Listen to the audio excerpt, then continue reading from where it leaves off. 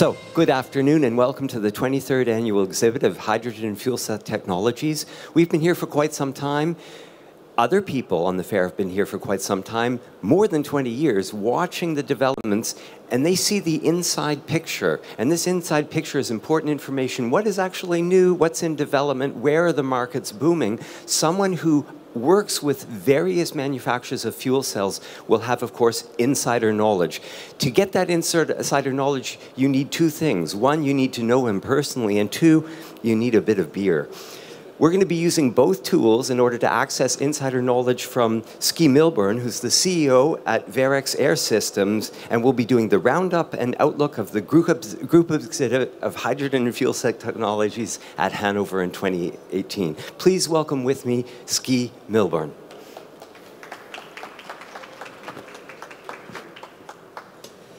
Hello, everyone. Thanks for hanging in to the very last day. It's true, it's Friday. It's the first fact. Okay, before we do anything else, of course, we should identify who you are and what you do. VAIREX, company history, where you're located, and what you people do. Sure, so I'm a founder. I actually am crazy enough to have founded this company twice. The first time was in 1987, and the second time was in 2010 after that little global hiccup, whatever that was. I've been coming to this show almost since the very beginning, almost every year, since it was run by a crazy old German guy named Arno, who some of us remember. We build air systems. You know, fuel cells run on hydrogen or some other fuel, but they also run on air. And so we're the guys that supply air to fuel cells. We're based in Boulder, Colorado, which is a beautiful city and fun place to live. And with a great international airport that gives us daily flights to Munich and Frankfurt and Tokyo and London, and we get around the world pretty quickly from there. Interestingly, we have 3 sales offices. If you come by my booth, we'll give you brochures that show 2. The original one that was in Tokyo, one of our founders is Japanese. And we recently added Shanghai, China. And so recently that it didn't even make the deadline for the printing of the brochures, we added Seoul, South Korea. And now that distribution of sales offices might tell you something about where the sort of center of gravity of the fuel cell industry is going right now, and that's one of the things we'll be talking about for the next 20 minutes or so. So I'm going to give you time to take a sip of beer, and we'll see how the response to the first question goes. Insider knowledge implies that you work, of course, and there's confidentiality, but you work with a number of manufacturers, so you see how their business models are working and where the sales are taking place. So with all this, what's happening these days? What's starting to boom? What's moving? What's doing well and what's doing not so well? Well, so one of the we build air systems, and when we first started, we were funded by the United States Department of Energy, and we were basically a design house. And then customers started coming to us, and because we were sort of famous because we were in this big DOE program. And they were like, well, we don't just want a floppy disk with a design on it, we want product. And so we became a manufacturing company about 10 years too early. And discovered that our fuel cell customers had no ability to forecast their demand at all.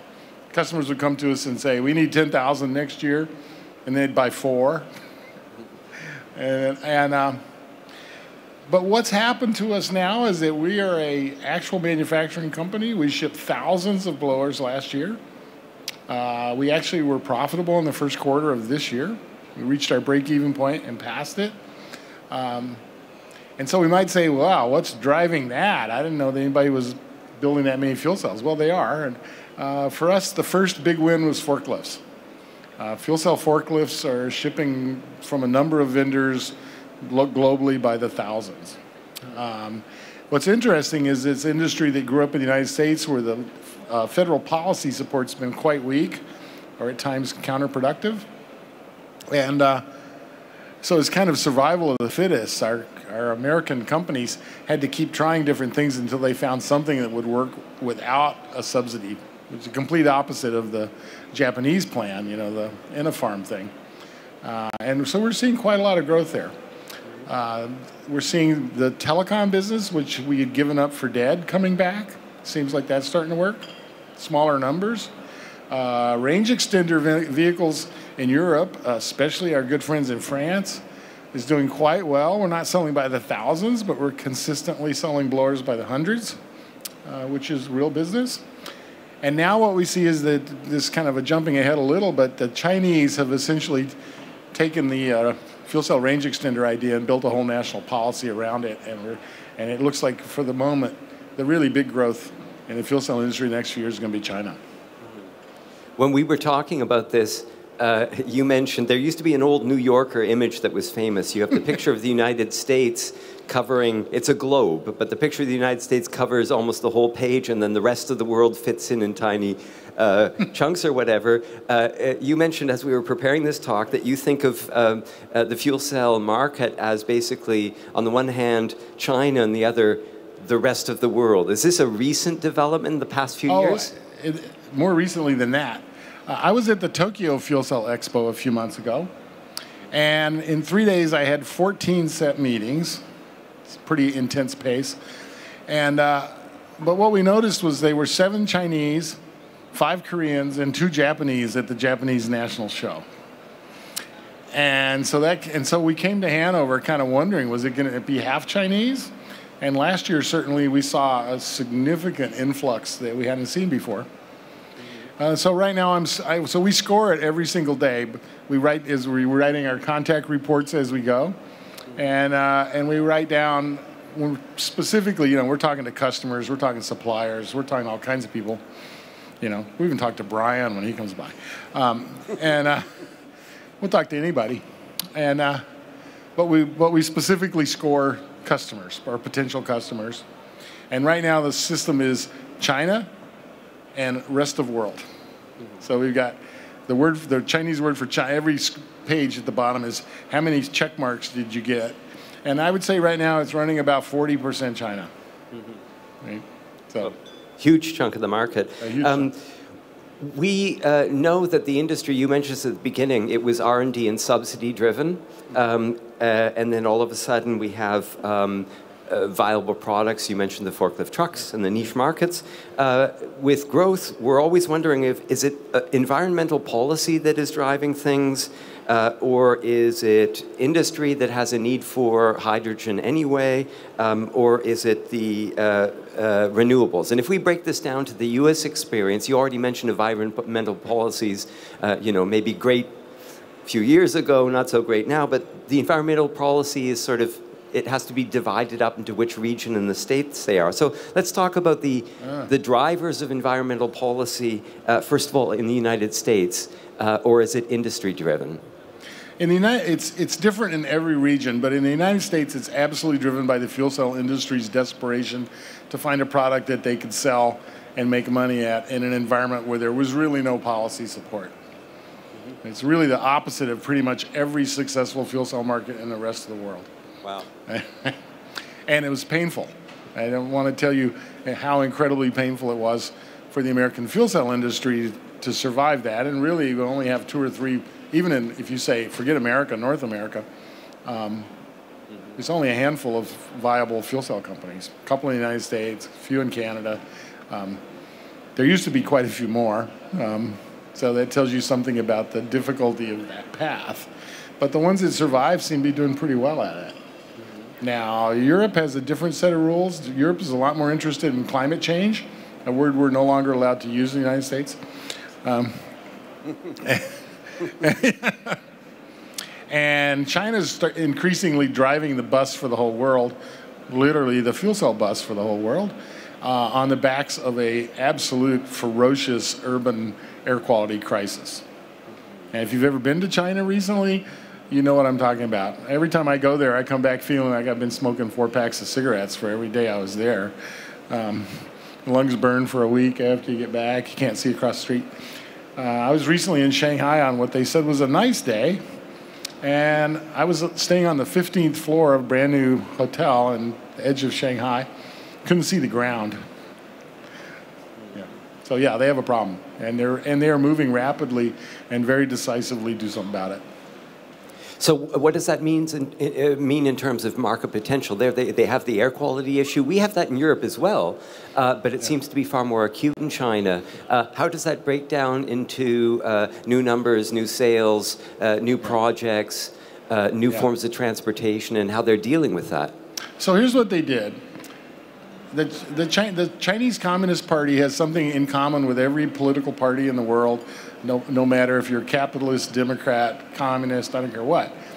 Politicians hate to go out of business. They really love their work. They want to keep their job. And what the Chinese Communist Party realized is that the air quality problem was an existential threat to the party itself, right?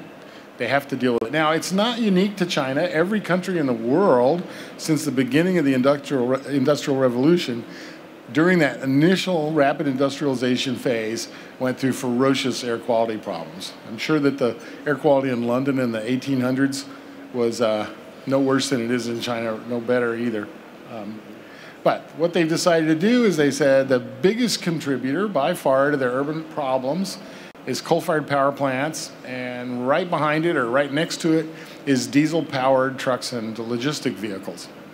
So on the vehicle side, they are very aggressive subsidy program to replace, if possible, 100% of the diesel-powered vehicles in 15 years. Almost unimaginably fast. We're talking about millions and millions and tens of millions of vehicles. And they have a very aggressive subsidy starting with what we call China 30, which is everywhere in the world we measure fuel cells by their gross power output of the stack, but in China they measure fuel cell engines by the net power. So a China 30 is what we would probably call a 42 or something here in Europe. Very aggressive subsidy. It's created an explosion. We've been tracking companies in China. 3 years ago, I would say there was 3, and that was being generous. There was maybe 1, but there was 1 real and 2 wannabe commercial fuel cell companies in China. Today we track 50, 3 years later, of which I think 25 are legitimately commercial contenders, and the other 25 are either universities or research labs or kind of no-hopers. In every gold rush like this, you get some guys that have no idea, they just want to.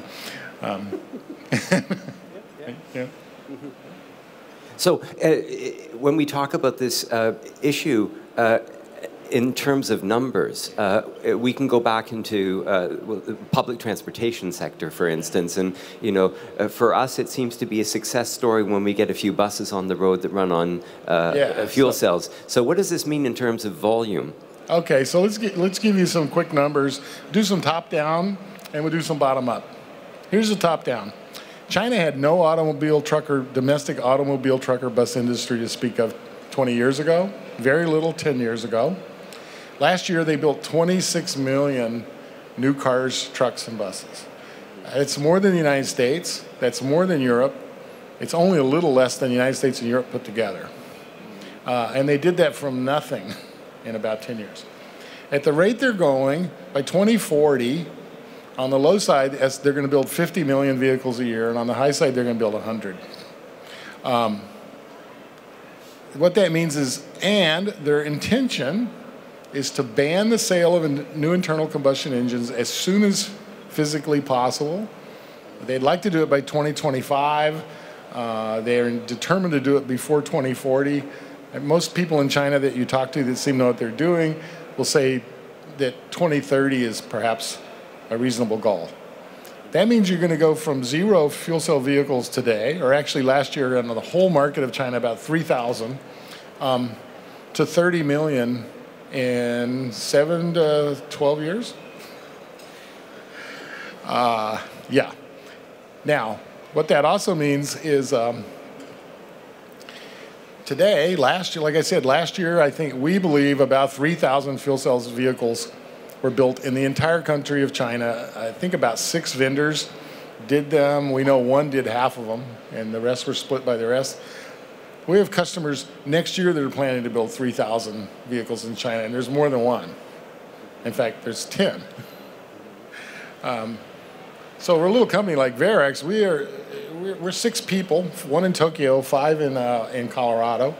We have a very efficient manufacturing process, but the idea of suddenly going from thousands of blowers a year to tens of thousands and then hundreds of thousands over just a handful of years is a pretty daunting thing, particularly in a fuel cell industry which has promised this before and failed to deliver, which means raising capital for these exercises is particularly daunting because you walk in the room and say, hey, I'm a fuel cell guy and we're growing like crazy, and everybody turns their back and walks out the room. Yeah. It's true, we overpromised. Going back to 2004, the announcements of 100,000 vehicles on the road in Europe within a short space of time. We've always exaggerated, but are there reasons to believe that this is necessitated by the environmental factors and it's going to happen? Yes, there are reasons, and there's at least 2. The first one is the air quality, which we talked about. We don't have to belabor the point, but rapid adoption of fuel cell vehicles and rapid scale up of renewable energy systems and rapid phase out of their coal-fired generation systems is fundamental, to being able to do this. So they're going to do that. But here's the other one. China has a big automobile industry, but the internal combustion engine technology that automobile industry is based on is essentially Western hand-me-downs from 10 years ago. They're at least 10 years behind in combustion physics. And combustion physics is the most expensive part of automobile development. To actually catch up in 10 years has probably cost the Chinese automobile industry $1 trillion or some staggering, amazing sum. What they realize, they have a historic opportunity to do a generational leapfrog. Kind of like they said, China didn't build wired phones, they went straight to wireless. Well, they also don't have to build modern high technology internal combustion engines. They can go straight to electric. The Chinese government's stated plan is to replace 100% of the vehicles with electric vehicles. That's going to be a blend of battery and fuel cell. The big fight right now is everybody seems to agree that it's going to be a 1/3, 2/3 split between the 2 power sources, and the only thing we're discussing is whether it's going to be 1/3 batteries and 2/3 fuel cells or the other way around, right? A lot of discussion about that. If you ask the Chinese government, they're going to tell you they want it to be 2/3 fuel cells, because I've seen some pretty big studies the Chinese government's done that suggest that the cost of building electric battery charging infrastructure at the national scale of China, starting from almost nothing, including missing pieces of an electric grid, is about 4 times as high as building hydrogen and methanol and other, hydrogenous and those ways of fueling fuel cell vehicles. Well, when you're trying to build cars for 500 million people, which is what the middle class population of China is going to be in 10 years, it's about 350 million today. And you look at 2 major infrastructure programs that government has to do. One of them costs 4 times as much as the other. And you think the government's going to put their thumb on the scale, you get a pretty good idea where it's going to go. Okay? So we have, I think most people know the dream we have in front of us of capturing pure renewable energy, converting it to hydrogen, storing it, and using it in the form of hydrogen pure to drive buses is every engineer's dream.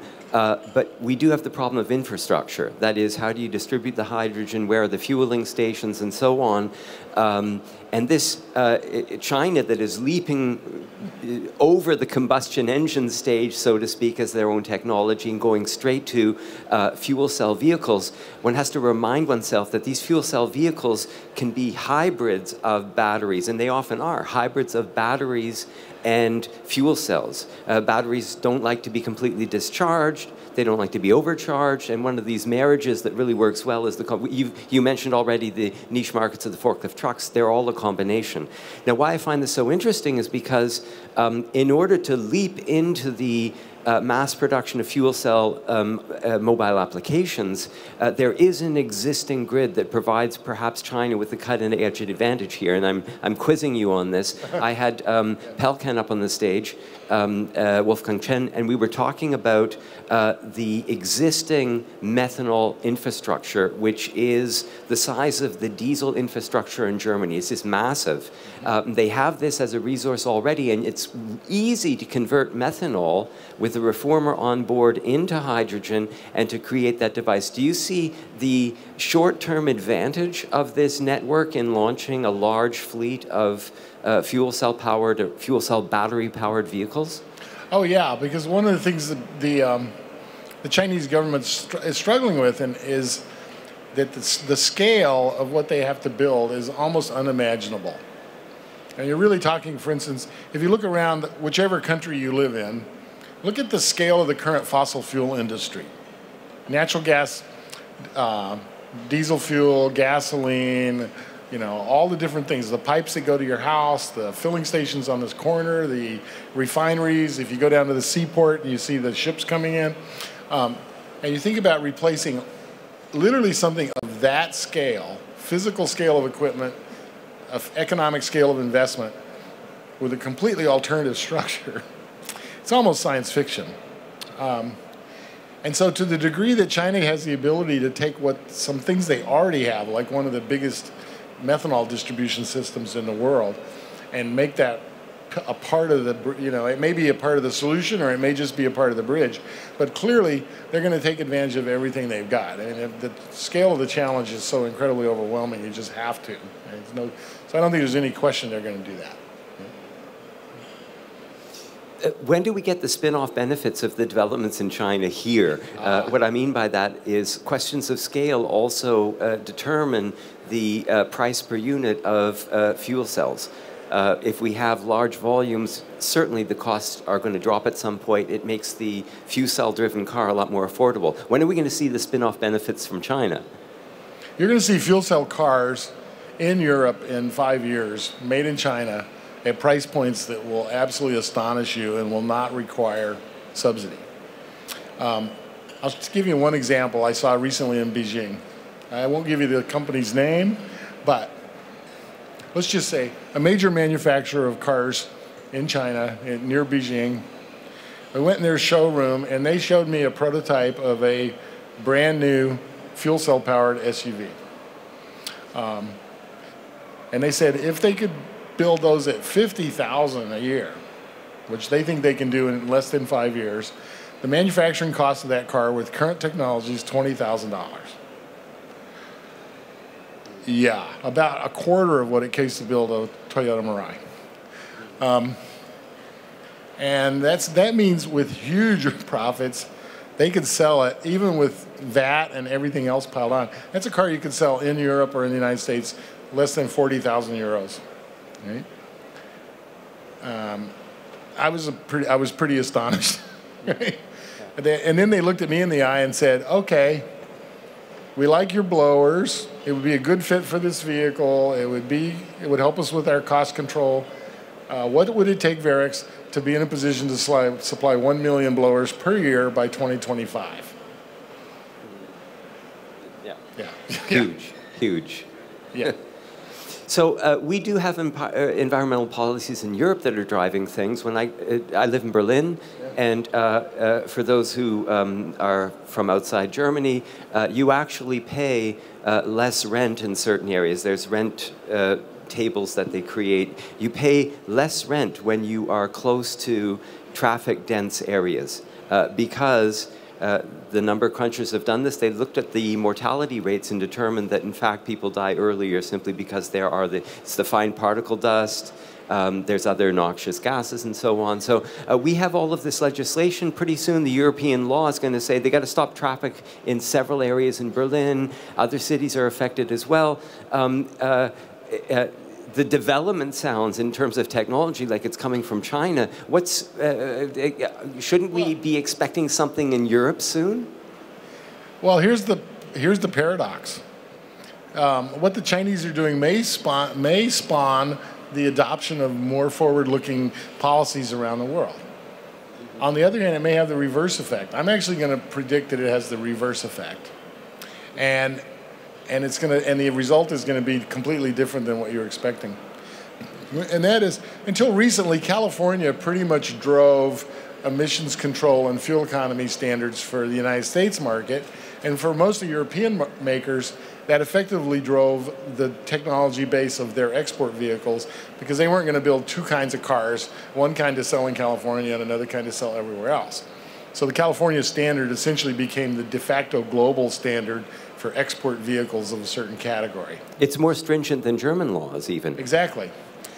Well, what the Chinese have just done is they've essentially taken that whole model and put it on its head by introducing their own standards, which is everything's going to be electric and soon, right?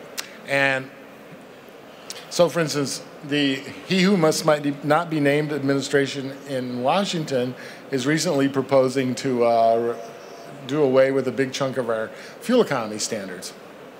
Well, they're trying to help the industry, but actually it has no effect on the industry whatsoever, because the entire U.S. car industry is retooling to support the China market as fast as they can, because it's the biggest market in the world for them, and they have to.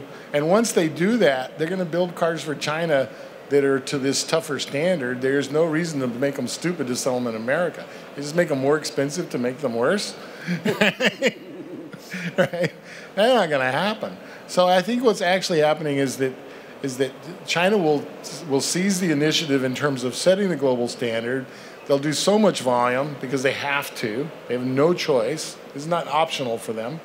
That they'll drive costs to the point where subsidies don't matter anymore. And fuel cell cars will be so cheap that you can sell them everywhere in the world, no matter what the rules are. I mean, our administration could mandate coal-powered cars and you wouldn't sell a single one. So that's just, you know, it's just the reality of what happens when the 800-pound gorilla wakes up and decides to take something, right? You know, so everything you say sounds like we're missing the market. We're asleep. Yes, we are. So we'll have a show of hands here real quick. You guys awake enough on Friday afternoon to lift your hand if I ask you to? How many of you have been to China in the last 5 years? Okay. Yeah, okay. Everybody else, if you want to know what's getting ready to happen to the world, needs to buy a plane ticket and go there. Not just talking about the fuel cell business. Just the sheer scale of execution in China today cannot be comprehended by Western minds unless you see it with your own eyes, right? And for instance, they decided 10 years ago they needed high-speed rail.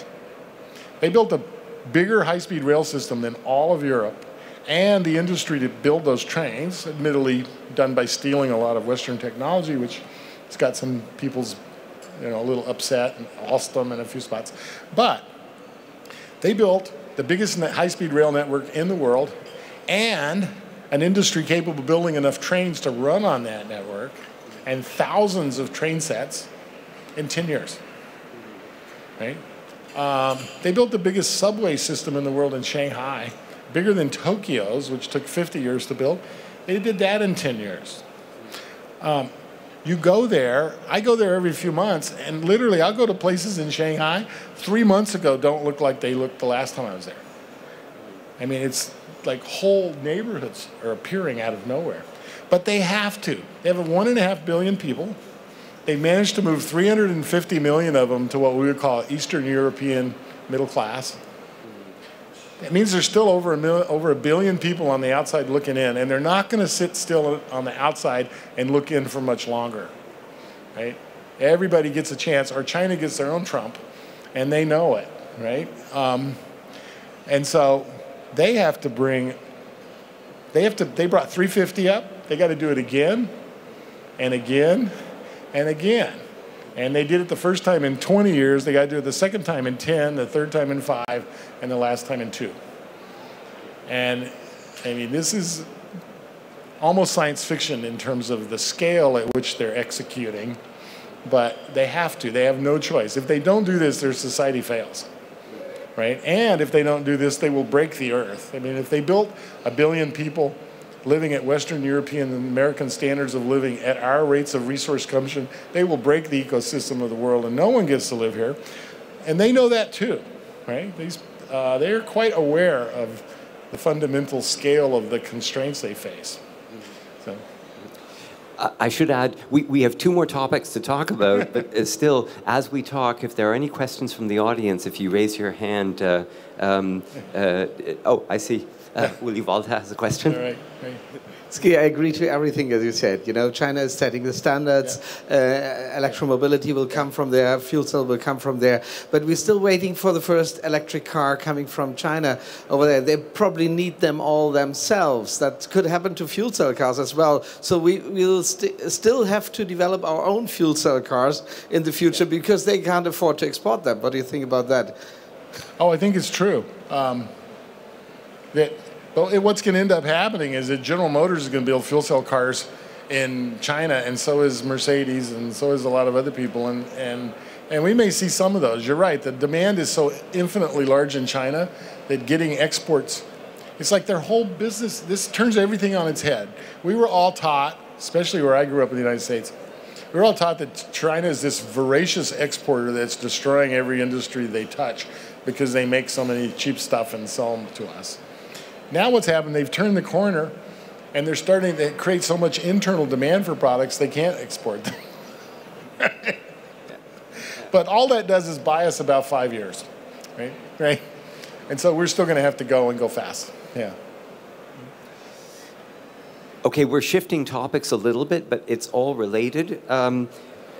Here we are at the Hanover Fair, and we've seen over the past 3 to 4 years an expansion of electrolysis in terms of the space they occupy here, also in terms of their financial viability, their success. The technologies have gotten more diverse. We've added solid oxide electrolysis to the group here. So what's happening here? What's making electrolysis such a success story, and what role could it play here and in China? I certainly know that there are Asian people here. We have around the corner here the Japanese manufacturers of the alkali, the largest alkali, and we have one company that specializes in importing alkali electrolysis from China. So what is the story behind this expansion of turning the water molecule, as we see here, into hydrogen and using it? Well, I don't know how many of you have been to the Mesa more than once or been to this show more than once, but certainly 5 years ago you didn't see any, or maybe you saw one electrolyzer company, and maybe the electrolyzer they had, you know, was the size of a big can of beer or something. And now, of course, we've got huge electrolyzers. We won't mention any names, but just right there. Yeah. ITM. And I think I haven't actually done the count. I guess you guys did, but 30 or 40% of the floor area of the show this year is electrolyzers, up from almost nothing just a few years ago. I'm not an electrolyzer expert. I'm not an industry insider in electrolyzers, but I see the whole thing from the outside. And I have also been in the solar industry most of my career. I recently retired from the board of directors of the Colorado Solar Energy Industry Association, where I'd been for decades. And I think several things are driving it. One is there is this sort of general idea that we want cleaner hydrogen, because most of it today is either a byproduct of oil refining or it's actually made on purpose from natural gas. So there's this sort of idea. I'm not sure that's really what's driving it, because electrolyzers are more expensive than those sources. The other thing we're certainly seeing in Colorado, where I live, is that now that renewables have gotten up to more than 25% of the electricity on our grid, we actually are starting to get quite a lot of intermittent periods of surplus power. And so you're starting to create a market for, you know, it's like if you can create a spot market for really cheap electricity because it's energy that would have otherwise been curtailed, wind turbines aren't spinning, you can afford to, the producer of that electricity can afford to sell it for basically his operating and maintenance costs and a little bit of extra. Now that won't really buy an electrolyzer, because electrolyzers need to run, they're expensive piece of capital equipment. They need to run 24 hours a day to pay for themselves. But what it does is it shifts the energy cost of running that electrolyzer from all grid cost electricity to a blend of grid and cheap, right? And I think that's shifting it's shifting the current economics just enough, and it's shifting the economic trend more than enough that we're starting to see people get really serious about building big ones. So if you look around here, we'll see some industrial scale electrolyzers. We'll see a house size electrolyzer. I mean, it seems to be getting a lot of energy behind it. You go to China, they're talking about building electrolyzers the size of this hall 27. and in order to run their economy at the scale they plan to, they're going to have to. So get used to seeing big hardware in that category. I mean, stuff's going to get really, really large.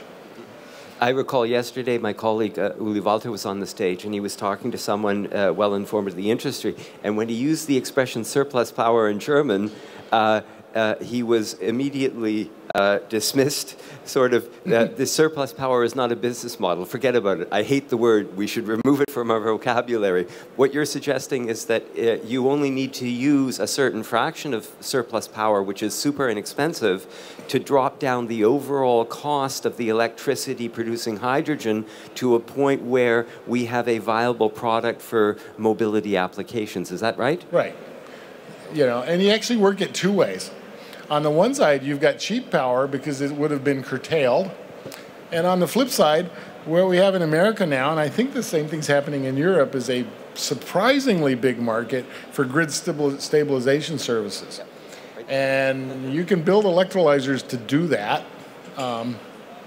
And as you build more and more renewables on your grid, one of the things that happens is frequency and voltage tends to get a little out of whack. And so there's actually a market for building equipment that brings it back into parameters. And a variable rate electrolyzer is a really terrific way to do that. So I think you'll see, and the price is the effective price of that service is incredibly high compared to the economic leverage of being able to buy a little bit of cheap electricity that would have been curtailed. Put them together in a market where you've also just buying, you know, sort of retail, wholesale power electricity most of the time, I think the numbers starting to work. Okay? Okay. So when we look at the complexity of these issues, we had a group discussion about electrolysis yesterday, and I reminded people, we remind sometimes manufacturers of what was said several years ago simply because we did promise too much. The automobile manufacturing was one example, 100,000 cars on the streets, and we were nowhere close by 2010. Another discussion I recall was where you had someone from the European Union representing several initiatives saying what we'll do is we'll create gigawatts of energy in the North Sea, we'll convert it all to hydrogen, and we'll just use the hydrogen as need be or ship it off down to the south of Germany to run buses. Yesterday someone commented quite cynically, we can't do this overnight. That is, the dimensions of these things are so large that it's going to take us decades and decades to get to the point where we can actually absorb that renewable energy from the North Sea in such large quantities. You just used the example of how we'd need a building this size to house the electrolysis to produce all the hydrogen for these mobile vehicles. Well, so here's the question. Both things, I mean, we don't have today the manufacturing capacity to produce millions of fuel cell cars. We also don't have the capacity today to produce electrolysis to fuel these cars. We don't even have enough direct methanol reforming technology. If you add all this up, all of the projects they're planning in China sound like, you said science fiction already, an enormous industrial challenge. Do we have just logistically the materials, the raw materials, the manufacturing capacity? You know, is there enough simply of, well, raw materials is one big thing. We don't have enough copper to charge the electrical vehicles. Do we have enough raw materials to produce the electrolysis that we need and to produce the fuel cells? Boy, that's a big question. That was a really big question. I'm going to try and break it down to a couple pieces. One of the things we know about industrial transformation is it takes about 30 years to roll over a national scale technology from one thing to another. For example, in the United States, it took 30 years to build the first 1,000,000 miles of railroad track, starting in the early 1800s through the early 1900s.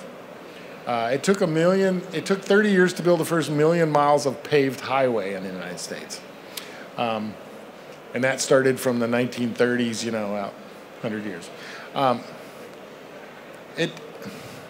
it takes that long. It took 30 years to get personal computers in the hands of almost everybody in the United States. It's typically that kind of, generational kind of cycle. But this is 2018. 30 years from now is 2048. Call it 2050. We're just rounding between friends. The Chinese are talking about doing it twice that fast. They want to do it in 15 years. And unlike some of the previous, the United States started with partnership for a new generation of vehicles, back in the Clinton administration, and we were going to have 100,000 fuel cell cars on the road by the turn of the century. And that's what we wanted to do, and of course, it didn't happen. And there's a lot of things in fuel cells we've wanted to do. What the Chinese have is something new in the industry, is that they have to. They don't necessarily want to, they have to. And so I was talking recently to a government official about his plan, and I'd said I'd done my own market study of how many fuel cell cars there would be and the growth rates and transition rates. I thought the numbers were ridiculously large, like over the top. And he said a couple things, but one of them, he says, we think you did pretty good. You did better than any other Westerner that's looked at our market, but you're low by 4x. It's going to happen twice as big, twice as fast. And then I said, but wait a second. My model, because I also had an economic piece of it, suggested under your current subsidy program, which is $1,000 a kilowatt, 6,000 renminbi per kilowatt, over what's becoming a pretty broad range of applications. I'm calculating $1 trillion of subsidy in the next 8 years. $1 trillion. And you're telling me I'm low by 4. So are we talking about a $4 trillion subsidy? And by the way, the Chinese are not controlling this in a very typical communist sort of way. What they're doing is throwing money at the market, throwing money at the banks, and creating a host of hyper-competitive entrepreneurs, the likes of which the world has never seen. These guys make Silicon Valley look kind of slow and old-fashioned. And so they're having this hyper-competitive environment, and I said, $4 trillion, and can you afford it? And he's like, hey, you guys spent $6 trillion on Iraq, you got nothing for it.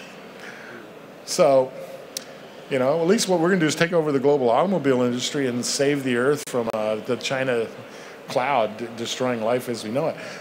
So, it's like, as far as we can afford it, and if we have to spend twice that much, we'll do that, right?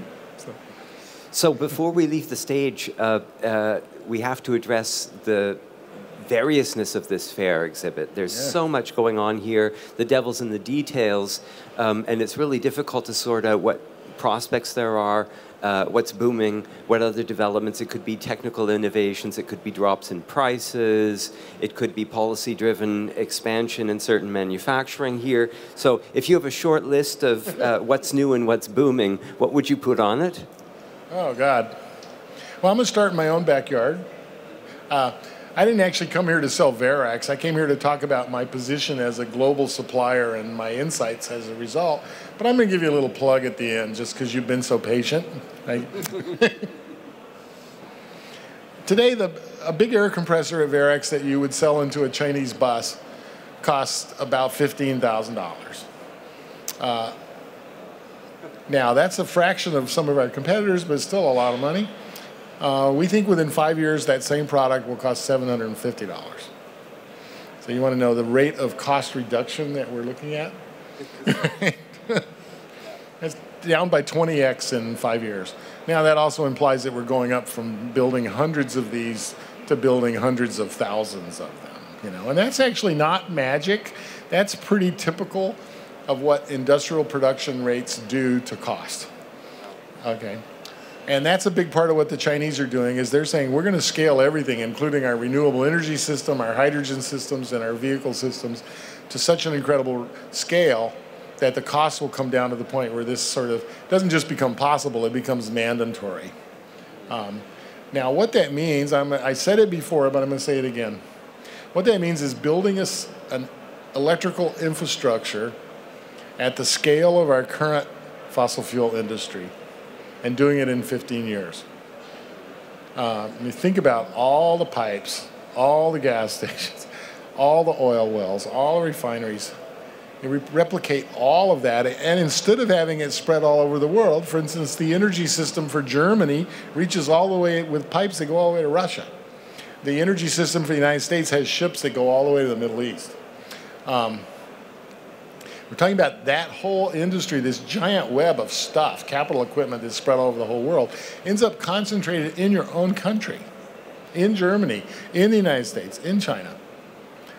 So the density of capital investment that you actually see when you go out the door every day is going to be staggeringly larger than it is today. I mean, really, science fiction. And you really can't, it's impossible to comprehend. So if I leave you with one last thought, go to China, do yourself a favor, become an enlightened voter so that next time a politician talks about what to do about it, you've got an up-close and personal informed consent. Mm-hmm. You have to see it to believe it. It's not all good. It's not all bad. Mm-hmm. But if you don't see it, you'll hear people like me talk about it. And you either will scale it to what you can imagine or you just won't believe it. But you got to go there. Well, for a country like Germany that is so incredibly dependent on foreign resources like natural gas, we can be shut down by foreign suppliers. The lesson China is going to teach us about energy independency, manufacturing their own technologies for their own sources of energy, it's got to be a massive lesson. You learn these lessons once in history or you don't. Exactly. So, and speaking of Germany, China has cities the size of this country. Yes, yes. So there we go. I've been talking to Ski Milburn, who's CEO at VAIREX Air Systems, and we've been doing the roundup and outlook of the group exhibit, Hydrogen Fuel Cells at Hanover 2018. Ski, it's been a pleasure talking to you again. Hope to see you back here next year, and I hope we do this once again. Yes. Thank you, sir. Thanks, everyone. And thank you. If you want to talk some more. Yeah. As soon as we finish our beer, we'll be continuing with the next introduction to the hydrogen technology. Das wird ja alles auf Deutsch laufen, also kann man sitzen bleiben, wenn man nur Deutsch versteht, wird es auf Deutsch gezeigt, wie eben das Ganze funktioniert.